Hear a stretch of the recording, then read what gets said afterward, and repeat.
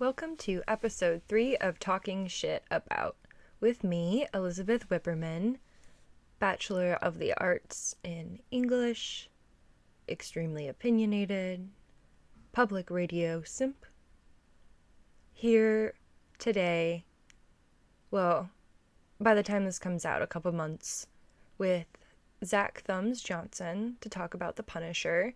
But first, I need to talk some shit on myself because I am re-recording the audio for myself because 3 out of 3 times recording these podcast episodes, there have been audio issues and they have all been on my side, yet I have blamed the other party. So this is a call-out post.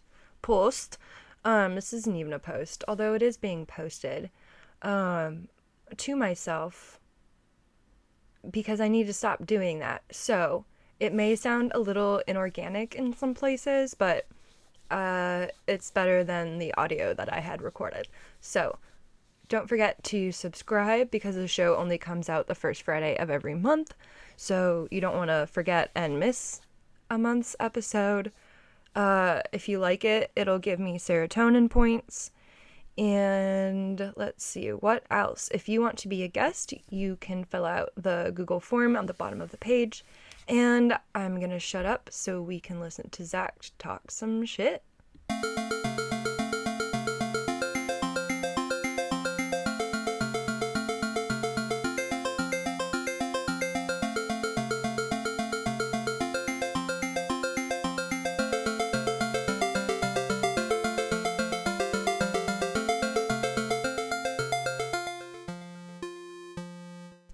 I have with me today Sir Zachary Thumbs Johnson of the realm of Stygia.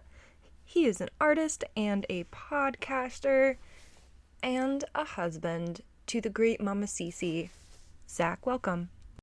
I'm glad that you added husband in there because one of the things that we talked about possibly doing an episode on is how much I hate the ball and chain jokes. So appropriate. Hi Beth, it's so good to talk to you. I missed you so much. So you brought me here to talk about, well, hatred, sort of. So, Zach, you are the perfect guest for this episode because you have so many comic books and graphic novels and such an extensive knowledge of them. So, I'm curious how many you think you have. Oh no, I stopped counting like 15 years ago. I had several thousand at the time, though. It takes up most of my living room. I collect the collected editions, so like the little book ones, not the magazines. And there's so many. There was like 50 boxes when we moved. It was awful. But it's also great because I truly love the medium of comics over just about anything else, if we're being honest, other than my wife. I'm either the perfect guest or the worst guest for this because the entire time I was like giving in to my petty hatred that I'm very good at. I was also trying to be like, okay, let's be fair. Let's look at why people like the Punisher. Yeah, let's dive in. Will you tell us a little bit about your history and relationships to comic books? Yeah, interestingly, when I was a little kid, and I mean like 5, 6, 7 years old, I thought comics were stupid. And I know it's hard to imagine now. And then a babysitter put on Batman Forever, and all those bright colors and action to my like 7, 8-year-old brain was like, this is awesome. And I told my friend Devin at school about it the next day, and he's like, oh yeah, comics are cool. Here, you can have this old Spider-Man that the cover fell off. And literally, that's one of those moments in my life that I can look at and be like, that changed everything. And I still have that comic book. It's great. It's in Web of Spider-Man issue 4. But yes, that is, Bruce Wayne becoming Batman, Spider-Man getting bitten by the spider, but with less murdered parental figures. And I dived into everything, and I didn't get hugely into it until high school. And that's where I just sort of, I don't even know what happened. I just went from like, yeah, I like comics, I got a good collection, to like it took over my life. And that makes it sound like I have no other hobbies. I have plenty of other hobbies, but like comics are kind of intrinsic to everything I do. You mentioned artists. Most of the artwork I do is comic book based. Most things I read, like sit down and read, are all comic books. Most novels are going to go through the audiobook format because who has the time to do both? And I'm a podcaster where I run three that are all nerd related and two of them specifically about comic books. The long I've been doing longest is called General Nerdery. It is not specifically comic related, but they do come up a lot in that one. It's just whatever nerdy thing we want to talk about. Last week we did Gunpowder Milkshake. We've done Grimjack, who's an obscure 80s comic book character.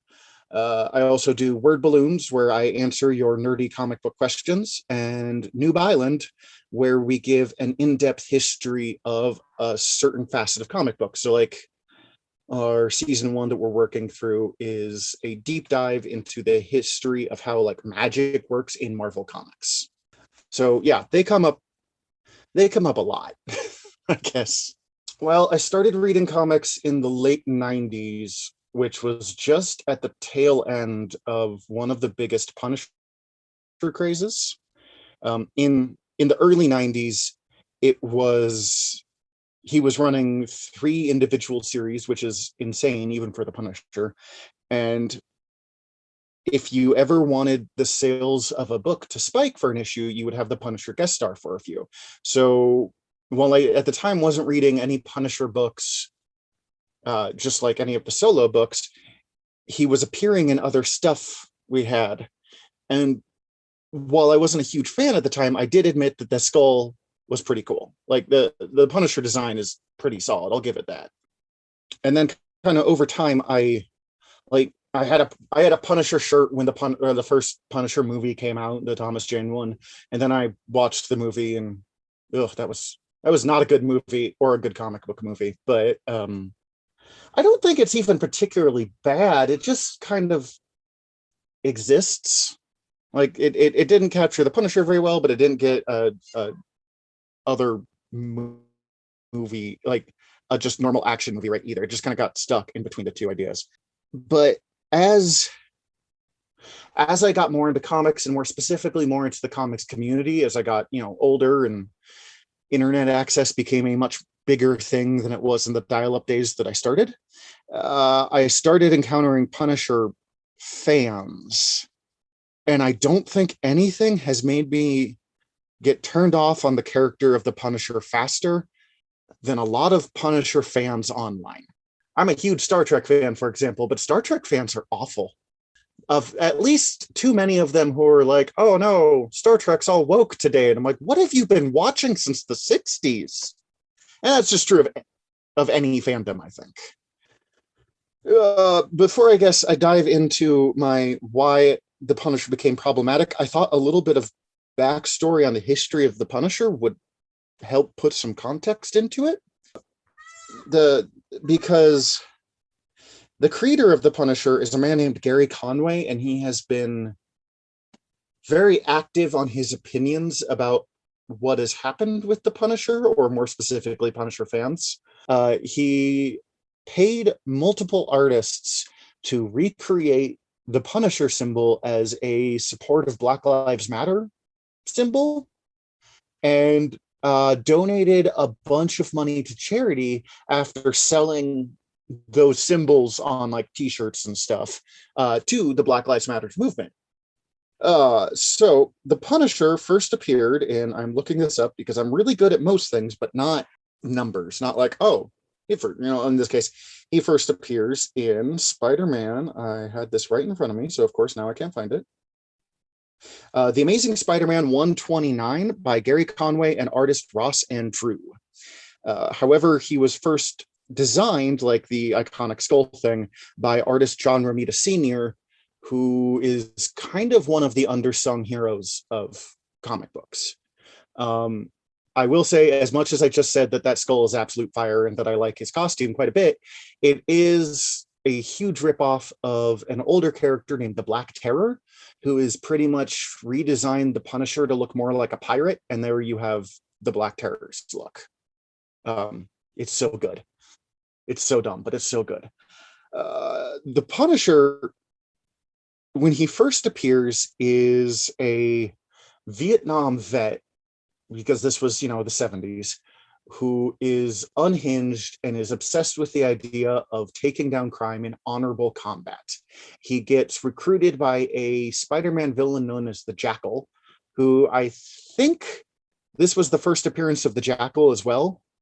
But don't quote me on that. But at the time, the Jackal appearing was a much bigger deal than this throwaway character.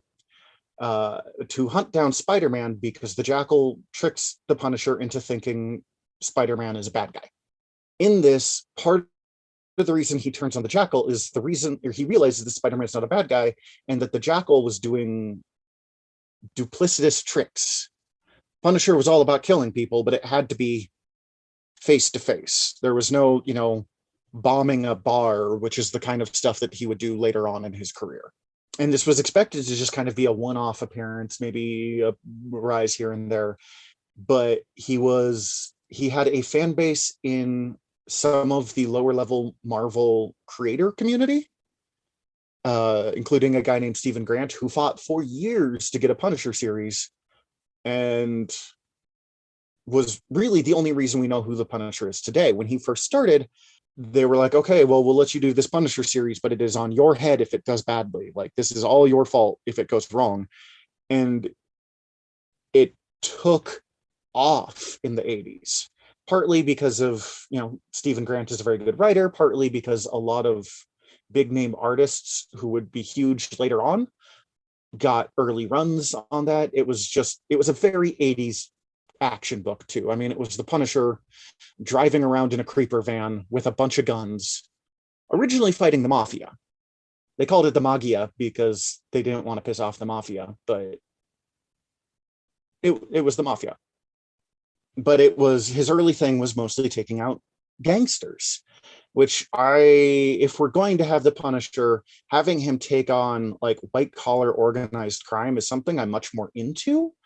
In the 90s, they kind of transitioned, because this is what the community was fearing in the day, to a much more the Punisher taking on, Crips and Bloods, the gangbangers kind of setup.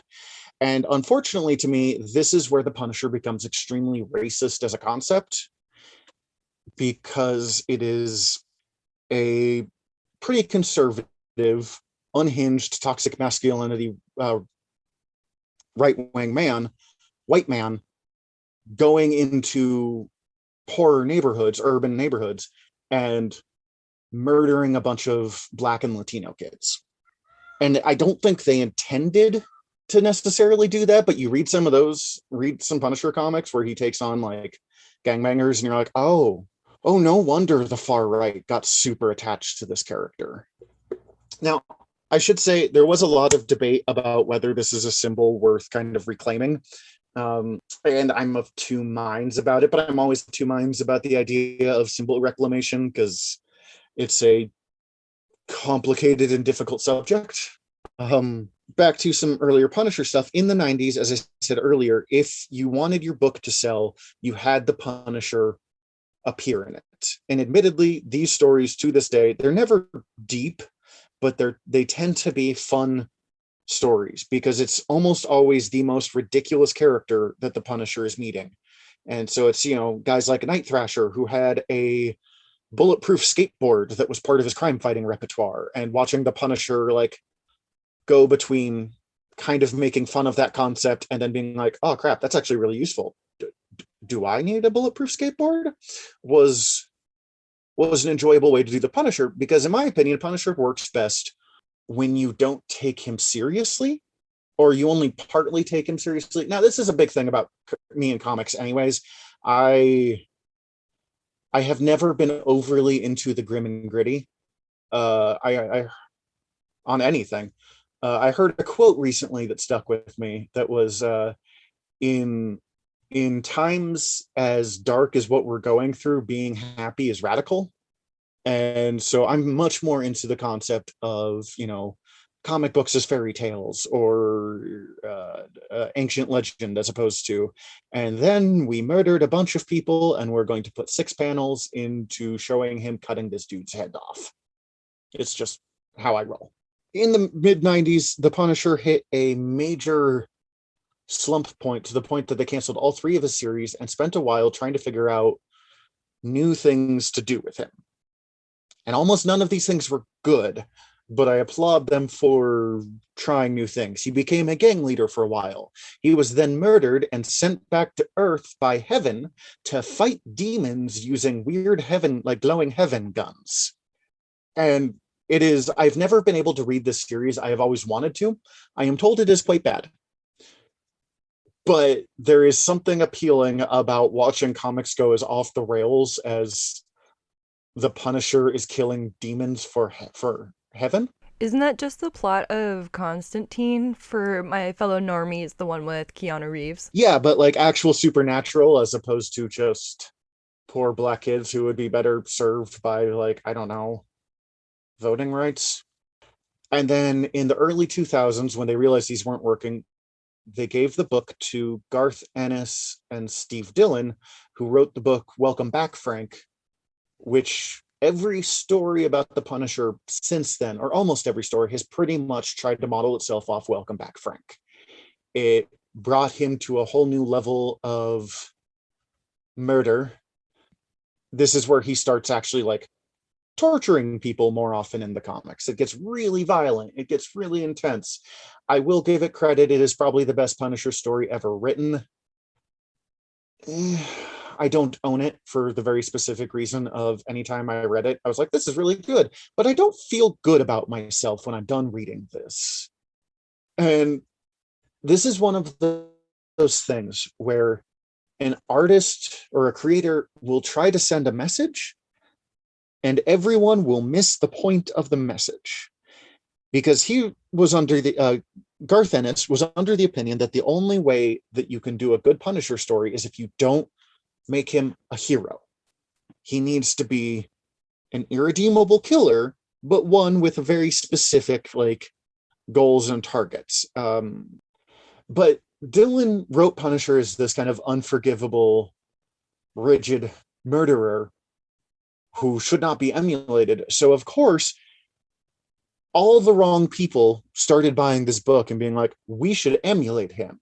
All of the police officers who think that the answer is just to be harder, just to be more tough on crime, started going, oh, this Punisher guy. The alt-right, which didn't quite exist yet, but you know, the far right, the fucking neckbeards, let's just be out with it. The fucking neckbeards who drive me nuts and who make me hate the comic community sometimes, all went, oh yeah, you know, like childhood is liking Batman and adulthood is realizing the Punisher's where it's at. I'm like, no, man, at least the Batman does stuff. Like there's real conversations to be had about billionaires and about how so much Batman could do so much more good by donating more money towards good causes than he would like punching people dressed as a bat. But at least there's still, you know, millions of dollars going into like free hospitals and stuff that Bruce Wayne does as well. While Punisher is just, Wait, I'm sorry, furry hospitals? no, free hospitals, not money. It is a free hospital, but everyone in it is dressed like a bat and you just have to roll with it. But the Punisher is literally just, here is a guy with guns who decides to go kill people. We have seen what that is in real life. That's the Zodiac killer. Like, that's not a good thing. And on one hand, I get it. I have listened to my fair share of murder podcasts. But on the but on the other hand, it's fucking creepy. And okay, on my personal thing, someone I knew but not knew well recently was killed in a gun violence incident. So my opinions on this part are a little raw at the moment, even though I didn't admittedly like the guy. I am not anti-gun. You and I have shot guns together. I had fun shooting guns with you. Like, that was a good time. I am very against the romanticization of guns and murder and violence. I just don't get it. I don't like it. I don't. If you're gonna have a gun, have a gun. Fucking great. Practice safety. Know what you're doing. Don't go marching down the fucking Safeway with an AK-47 attached to you. You don't look cool. You're not making anybody safer. You're just an asshole. And the problem is, it all traces back. I think most of my hatred of the Punisher and most of the issues, it traces back to toxic masculinity. And the Punisher is sort of toxic masculinity, the character. And he doesn't have to be, is the problem. There are so many interesting things you could do with this damaged, overly violent character. But fuck, like 2 therapy sessions could fix most of Frank's issues. See, that's why I actually really liked the 2004 movie. I rewatched it semi recently because of his relationship with his roommates and the like token female character. It's complicated, but he has obviously emotional depth. Mm-hmm. And those characters are actually based off characters from that book I was talking about earlier, Welcome Back, Frank, by Ennis and Dillon. And I actually prefer them in the movie because he makes an effort to be human to them as opposed to just they exist and he shuts the door in their faces a bunch. Like it also fits into some of my problems with Batman, although I do like Batman as a character. Of for fuck's sake, just go to therapy for like 20 minutes and we could solve most of the problems that you get yourself into. We could do much more good if you stopped self-sabotaging yourself every 4 seconds. If you can buy either Batman or Punisher, but like if you can buy as much plastic explosives as he seems to go through, then you can fucking afford 3 hours with Dr. Janine every other Thursday. Like whatever. Yeah, we need to talk about the environmental damage that Batman does, like all of the plastic that he wastes from his like armor and his like little batarangs, all the emissions from his crazy ass vehicles. Dude, that's something he needs to check himself on. You know, I never thought about that before, but you're right. The environmental damage he's got is uh just it's got to be so much. He has burned down so many things. So many things. As I said, I like Batman, but he does have his problematic stuff. Um, the biggest breaking point for the Punisher for me, though, was I mean, it started with the Unite the Right in Charlottesville rally, rage, fucking riot, whatever the fuck we want to call it, where Nazis were openly wearing Punisher skulls. And that's when I went, oh man, I don't know if this character could be saved. Uh, but the real breaker was, for me at least, was the January 6th insurrection and seeing it super prevalent there. And I'm like, okay, I think it's just time to retire this character. I just think maybe not even permanently, but like it is just, I see the skull and I don't even think of Marvel Comics first anymore. I think of people attempting to overthrow democracy. I think of people screaming racial slurs. Like it's just Marvel will try and do these things of like Punisher stories where the Punisher gets mad at people misappropriating a symbol, but then he immediately goes back to murder, and so it makes it hard for those messages to land for me. Yeah, you see a lot of variations of the skull in my county. The majority of them are thin blue line or don't take my guns, etc. The bizarre one that I see in the Bitterroot is the Punisher skull with Trump's toupee on top of it.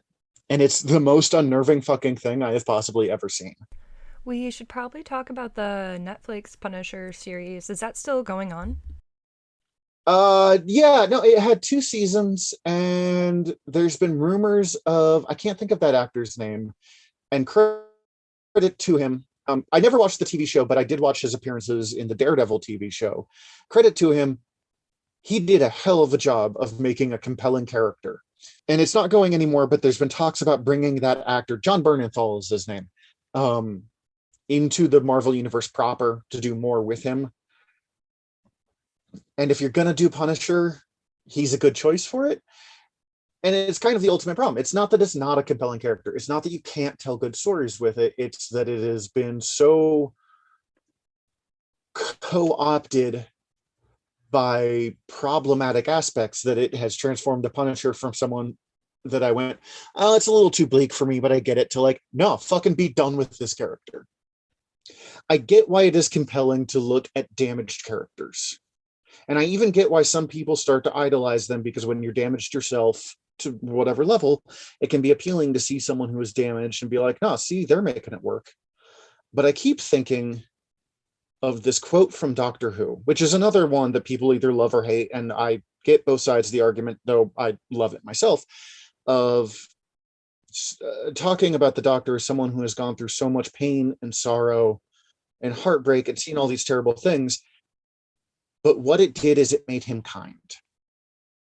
The idea of uh, instead of going through all of this pain and sorrow and tragedy and deciding that you're going to pay it all back to other people who do similar things, it is way more interesting to me. And this can be Doctor Who, this can be Superman, this can be Spider-Man, this can be Nightwing, this can be characters who aren't genre superheroes, but still, take that tragedy and make sure no one else has to feel it. Make the world a better place instead of just giving into that darkness will always be a more interesting story to me. That's Ravenhol's shtick in Teen Titans, right? Is she's dark and she's broody, and that's who she is, but she doesn't give in to that real darkness of wanting or the urge to hurt others, you know? Oh yeah, we were talking about that. I love team. I mean, the Titans just in general are probably my favorite super team, but that cartoon was so wild, and it actually shows a lot of the things that I'm talking about. The Robin in there, Dick Grayson, is goes through darkness. He watches his family get murdered in front of him, but instead of just deciding to become a murder happy vigilante, he decides that he's going to save people. Yeah, you can brood sometimes. You can have darkness without giving into darkness. I think that's why I resonated so strongly with Jessica Jones, especially because of the mental and physical place I was at when I was watching it. Um, she, again, kind of like Raven, is angry and just cannot control these emotions. But she tries, and tries to channel that energy into helping others, even if she's standoffish and, aggressive. Like, these are things I've been told I am. It sucks, but it is what it is, and you just try to do better. But yeah, that show. God, that first season of Jessica Jones fucked me up, but man, it was good. Um, the actor is David Tennant. The character is something Kilgrave. His in comic name is the Purple Man, and they kind of wisely chose to not use that in the TV show. God, David Tennant was creepy and awful in that show. I mean, it's worth watching, and it does play the line of like, do I want to give into the darkness or not, in a way that the Punisher never bothers to do, really. Or like when it pretends to, its answer always seems to be giving into the darkness is the right way to go. So, the demographics of people who play violent video games or watch, shows with violence are balanced by gender, generally by race as well. Um, Yet we see violence predominantly in these young white men, and they gravitate towards violent media, right? And youth, especially, are extremely susceptible to emulating what they see. And if their intake is this aggressive, masculine character without mercy, and, he's violent, and they don't have the emotional, critical thinking skills to take a step back and be like, oh no, this is just for funsies, this isn't somebody I should think is good or is doing something right. The Punisher is 100% used to radicalize people, and I want to be careful with how I say that, because I am not accusing any of the creative teams that have worked, well, most of them, Chuck Dixon maybe, but who have worked on the Punisher, because they tend to be horrified when people pick up on the wrong message, and they'd be like, no, stop it, that's that's not what we were saying.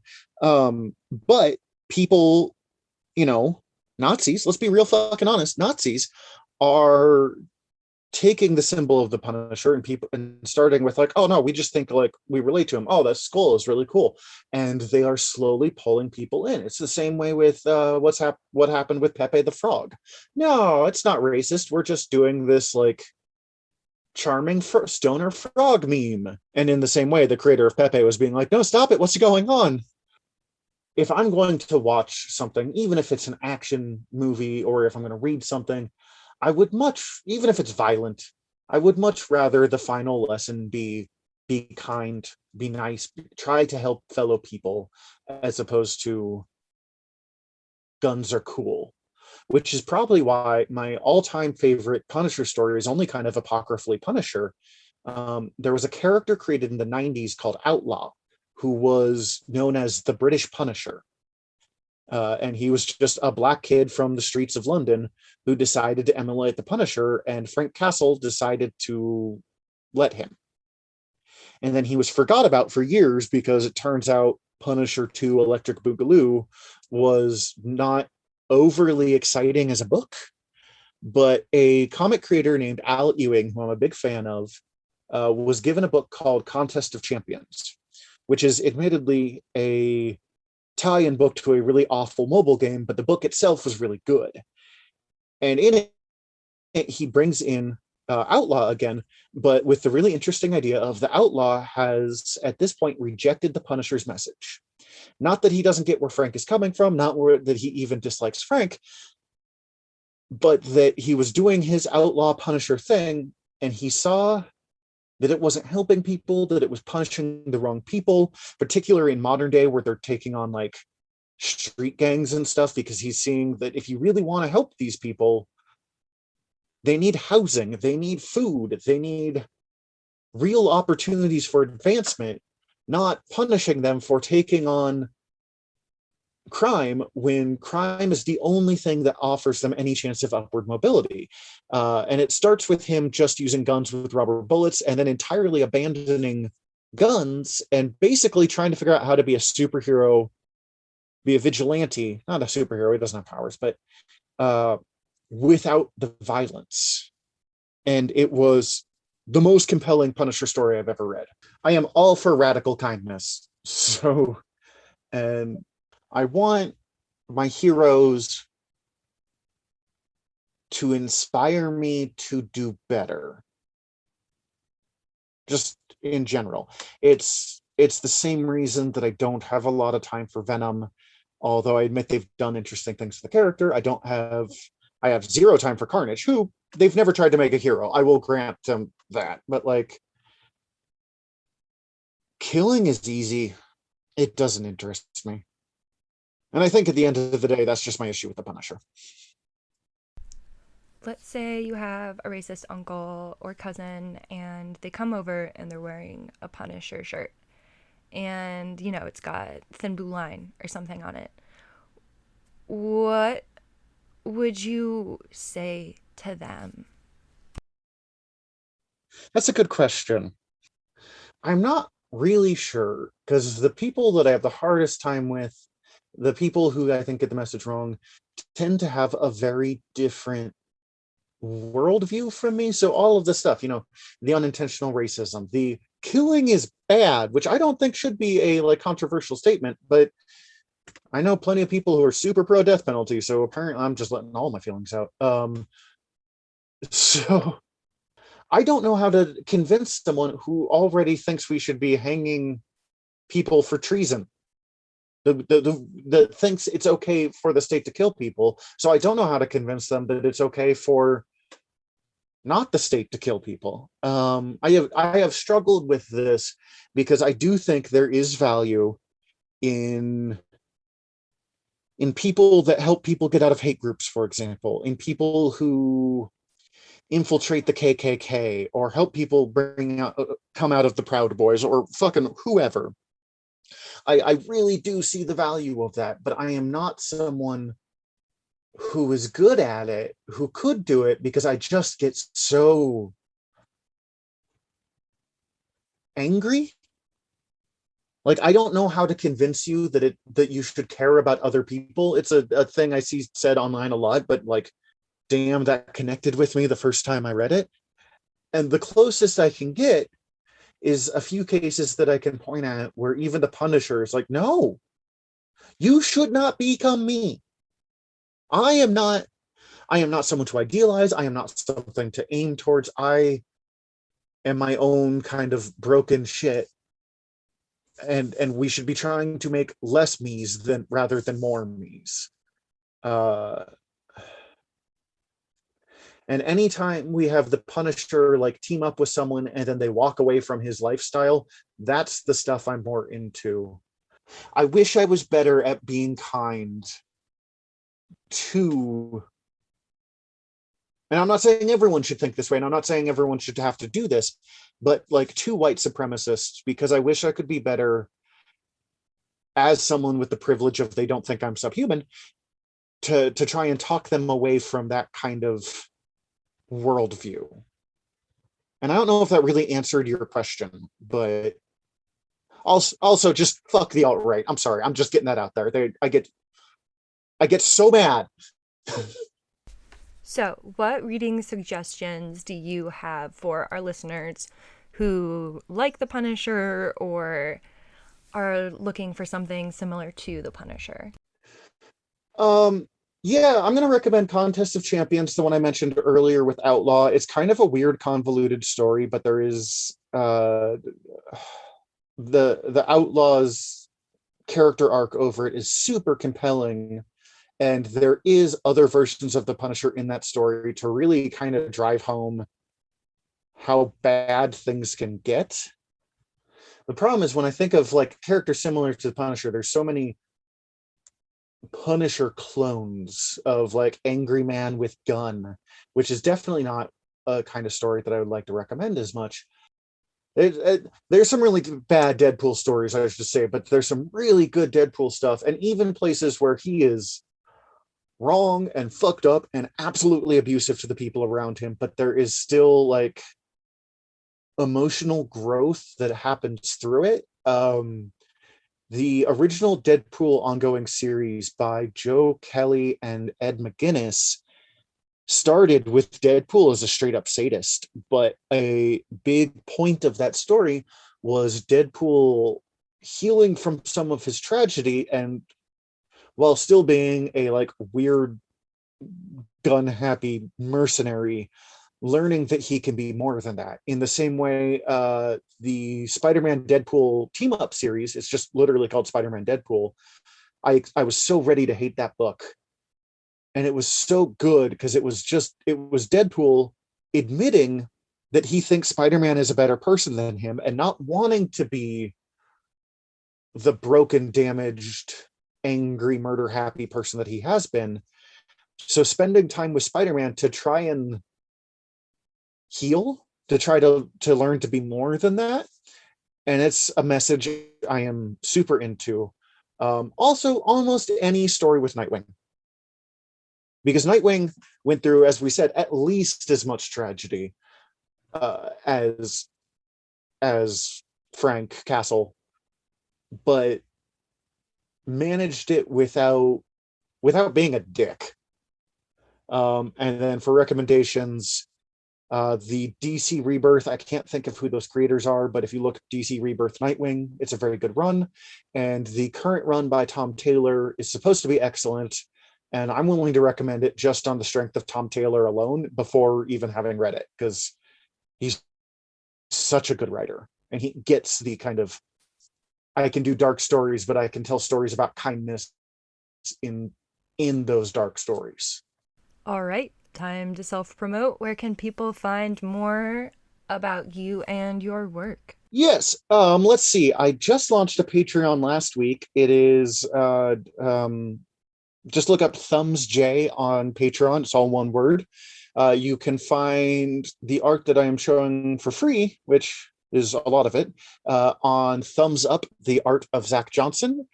And I am on 3 of the 5 podcasts in the Earworm Network. That is EARVVYRM. And you can find them on, they're all on Spotify, Audible, pretty much anywhere you find podcasts. Those are General Nerdery, Word Balloons, and Noob Island. Thank you so much for this conversation. This was great. I was a little worried coming in to yell about things, but then we actually got to turn it into some fun conversations. So I love this, and I love you. Love you too, Zach.